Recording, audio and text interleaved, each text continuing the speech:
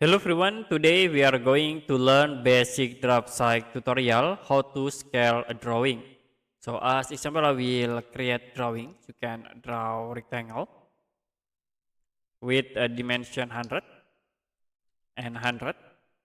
The next I will create circle in the center of this rectangle object. Now you can use dimline to set a dimension linear. And if you want to scale this drawing half, you can type scale, press enter, select the objects, enter again. And for base point, I will click in the center point.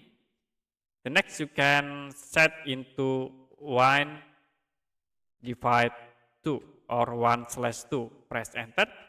It will be scale into half. Okay, you can scale again half. You can type scale, press enter, select the object, enter again, specify for base point, and then you can type 1/2. Press enter again.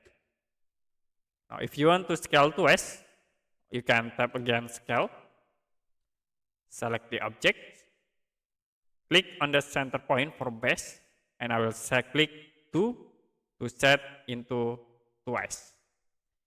Okay, that's it for basic Draftsight tutorial, how to scale a drawing.